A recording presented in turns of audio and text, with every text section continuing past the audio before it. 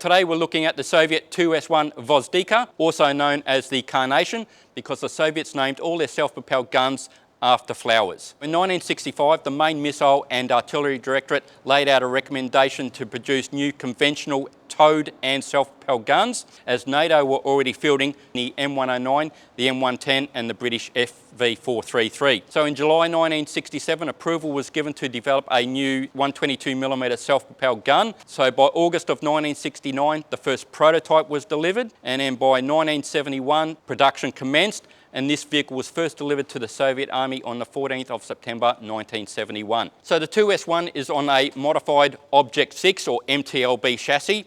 So this was an extra 1 metre in length longer than an MTLB, and it was also given an additional road wheel. So the armour on this vehicle is all welded high hardness steel. The lower glacis plate here is about 15mm of armour. Upper glacis plate, this goes down to 7mm of armour at 73 degrees. On the side, rear and turret roof also 7mm. So as we come up to the turret, that curved part there, so this is 20mm of armour at 30 degrees.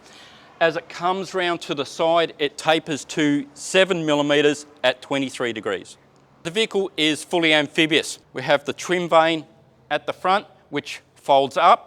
The tracks propel the vehicle, so it goes at about 4.5 kilometres an hour. We have these long grills that are here that aid in the propulsion of water, with the hydrodynamic grills at the rear of the vehicle. All these road wheels are hollow to aid in extra flotation when fording.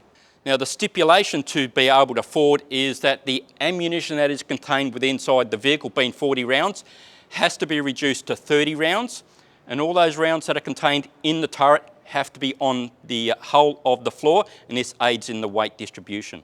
So the engine in this is the YAMZ 238N supercharged V8 diesel engine. Gives it about 300 horsepower, which can propel this vehicle on road at about 61 kilometres an hour. It has a fuel capacity of 550 litres, so that's contained within 6 fuel tanks, so 2 at the rear of the vehicle and 2 either side of the fighting compartment on the sponsons. So this gives it an operational range of 550 kilometres. So at the front of the vehicle is the transmission. So this is a 6-speed manual transmission, and the driver has tiller steering. The driver, who sits in this position here, has an access door to his right, which means he can follow a passage through here, which is quite tight, along the side of the engine, which leads to an access door to the fighting compartment. So another little interesting quirk about the vehicle is the gun crutch. This is operated by a motor by the commander, so he can actually raise it or lower it.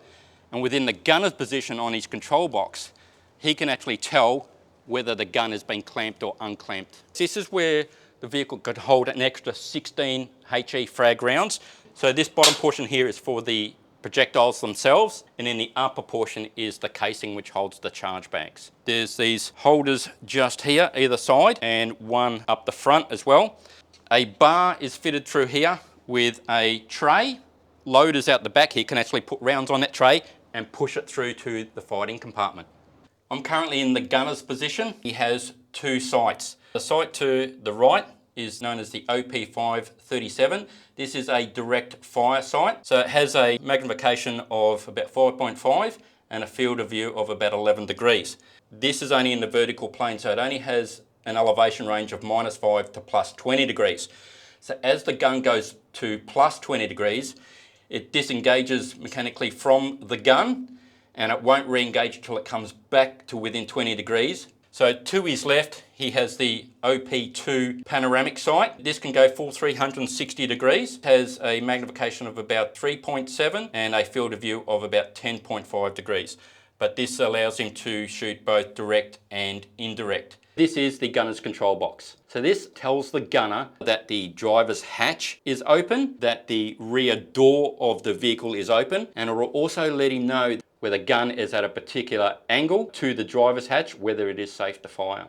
Behind me, the commander has his TKN 3B periscope. To his left is his R123, which gives us a range of about 20 megahertz up to about 51.5 megahertz. Unfortunately, this gun has no night fighting capabilities. So the gun come in 2 variants. First one was the D30 2A18 gun and the D32 2A31 gun. So this is your 122mm gun, has a planning range of 15.2 kilometres and it can fire out to about 21.9 kilometres with different types of munitions. Has an elevation range of -3 up to +70 degrees and can rotate a full 360 degrees. So I'm in the loader's position now, so his job is just to load the gun. 19 rounds of HE that sit within this area here. Up the top here is cases which hold our propellant. In the bustle, ammunition racks here is where we hold the heat rounds. So 35 HE frag and 5 heat rounds. So the loader has the loader assistance tray. Places the projectile on this tray here in the ready position. It's got an unlocking handle here, which he then pushes the tray across. Once it's in line with the breech, a micro switch is tripped and the chain rammer, which is located here, pushes the projectile all the way into the chamber. He then loads the case, because it is a two-piece round, onto the tray. Once he does that, he presses the ram button here, and that again uses the chain rammer to ram the case in behind the projectile. The breech then closes, and then this whole tray automatically moves back into the ready position. So from 1971, there has been over 10,000 units of this vehicle being made, and is still currently being used in the Russia-Ukraine war.